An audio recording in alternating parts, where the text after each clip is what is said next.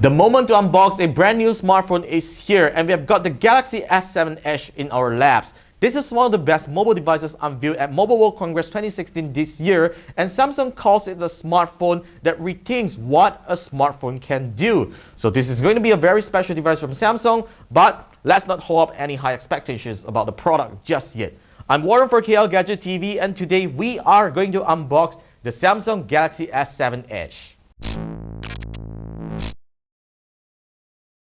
Now, this is going to be an interesting product to unbox and review because not only this is Samsung's greatest and latest smartphone for year 2016, but it also has the least changes in terms of design. But deep down under the hood, Samsung has made a couple of hardware refinements that make these phones one of the best flagships that you can own in the market. Before you take the phone out of the box, let's check out the specs. So what we have here is the 32GB model and the silver titanium model of this S7 Edge. And if you are worried about the storage here, you can actually expand the storage because Samsung has fortunately brought back the microSD expansion slot on the S7 Edge.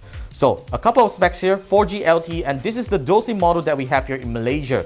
So it is powered by a 64-bit Exynos 8890 octa-core processor, 4 gigs of DDR4 RAM, 5.5-inch Quad HD Super AMOLED display, a super fast and bright dual-pixel 12-megapixel main camera, and a 5-megapixel front camera just like the rest of the Galaxy flagships. So what is different this time is that we have IP68 water and dust resistant on the Galaxy S7 Edge, which makes it one of the rare smartphones, premium smartphones to be specific to feature water and dust resistant. So let's open the box, lift up the lid, and there you go, voila, the Galaxy S7 Edge. Looks just the same like a Galaxy S6 Edge on camera, but obviously it's a bigger Galaxy S6. Alright, let's put away the phone. Let's check out what's inside. Okay, Samsung gives you 6-month unlimited access of iFlix. Check it out, guys. It's a great video service, cheap and good. So let's take out the rest of the contents. There we go. We have manuals and a SIM ejector right here. And we have a adaptive fast charging charger. This supports fast charging. Use this, guys, because it charges the phone really fast. Put that aside, we have micro USB cable. And this is a USB connector. This is quite a surprise. I'm not sure what is this connector for. Let's just put that aside and we'll find that out in our full review. And finally, what we have here is the headphones in a very nice case here, but I guess it is quite a normal headphone. It looks like the EarPods, but never mind. Let's just put all of these things away and get back to the S7 Edge. Wow, beautiful device that we have here. Nice job, Samsung. Pretty much the same fingerprint magnet glass material that we have here, but look at this design. The edges are actually less sharper than its predecessor, and it really feels comfortable to hold this time. So here's the 5.5-inch Super AMOLED display, almost zero bezels as you can see, and there's the front camera. Here's a fingerprint scanner as well. The Samsung home button acts as a fingerprint scanner at the same time, which I hope it works well this time. And at the back here we have the 12-megapixel main camera. As you can see, the camera bump is slightly reduced, but there's still a noticeable bump, slim bump on the camera module. And unfortunately this time I have no idea why Samsung, because it doesn't mean that your camera is good in low light. You should not include a dual tone LED flash, because still a flash is still important at the end of the day. And here's a heart rate sensor, and here we have the mono speakers. I'm not sure why Samsung just do not want to include dual stereo speakers just like other smartphones. Here we have the micro USB port, the 3.5mm headphone jack, and on the top we finally have the hybrid SIM slot. I'm going to just eject this out and let you see how it looks. So this is how the hybrid SIM tray looks like on the S7 Edge. So this is where your main nano SIM goes, otherwise the secondary nano SIM, or the micro SD card slot if you ever think of expanding the storage of your phone. The display of the Galaxy S7 Edge is really beautiful. As you can see, viewing angles are great, and it feels that as if these icons are popping out at me, and I feel that I could actually just take them out from the screen. You will actually know what I mean when you use the Galaxy S7 Edge up close. Alright, so this is the new swipe, the Edge feature that the new S7 Edge introduces. Here's the apps Edge, which I can add on more of my personal apps if I want. Let's swipe to the left and we have the Task Edge. This lets you create shortcuts to tasks that you need. And we have the People Edge, adding some shortcuts to your favorite contacts, Yahoo News, some news, and we have Edge panels. We have some favorite functions here that we shall find out in the full review.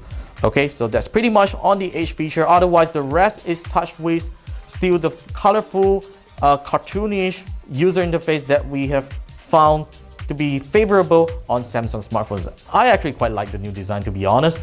Okay, there we go. Color schemes changed a little. Instead of turquoise and green, it's now white and blue, probably to match Android Marshmallow. Yep, this phone runs on Android Marshmallow out of the box. Now let's do some quick comparisons in terms of aesthetics. So on the right here, we have the Samsung Galaxy Note 5, which is the most recent flagship by Samsung before the S7 Edge. So as you can see here, these two devices look pretty similar in terms of design, except that the S7 Edge has the Edge screen, a slightly curvy screen right here that we can see. So the Note 5 is an obviously bigger device than the S7 Edge due to the bigger screen size at 5.7 inches. Right, in terms of thickness, let's just compare the two of them. These two are very capable devices, and as you can see, the S7 Edge is much slimmer when compared to the Galaxy Note 5. On the back here, as you can see, since the Galaxy S7 Edge, the Note 5 isn't too much of a difference from the Galaxy S6. As you can see, the camera bump on the Galaxy S7 Edge is much more slimmer right now. Not so, it's not so bumpy right now, but still, you know, there's a little bump on the camera right here, so you need to take care of that. So on the back, this is how it looks like. Pretty much the same material, glass material that we have right here. Otherwise, yep, SIM slot is still on the top. At the bottom, we have pretty much the same port placements, the 3.5mm headphone jack, micro USB, and the speakers.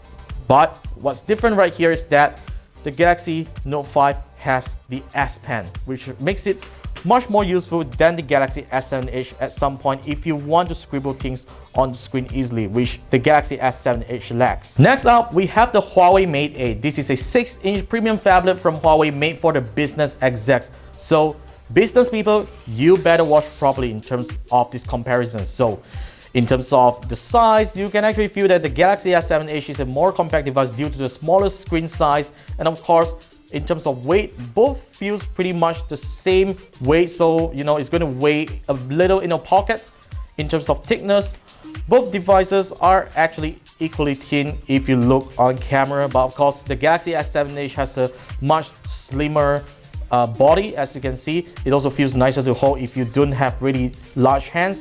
And on the back here, this one, I have to give the credit to Huawei here because it uses an all-metal body material that doesn't attract fingerprints. But Samsung, sorry guys, your glass back attracts a lot of fingerprints. As you can see, it makes the phone extremely dirty if you do not have a case on it. And the other thing, I actually prefer the Mate 8 over the S7 Edge is its fingerprint scanner, because you know sometimes it's not really convenient if you have the fingerprint scanner mounted on the front, but in fact putting a finger on the back makes a lot of sense to unlock the phone naturally.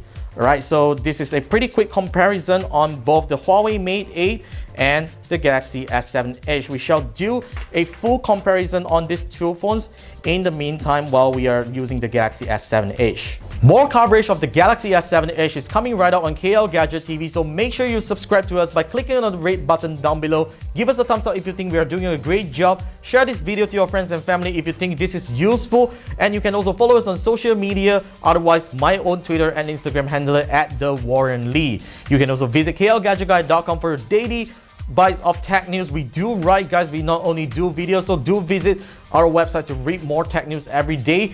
And once again, my name is Warren for KLGadgetTV. I'll see you soon in our next video.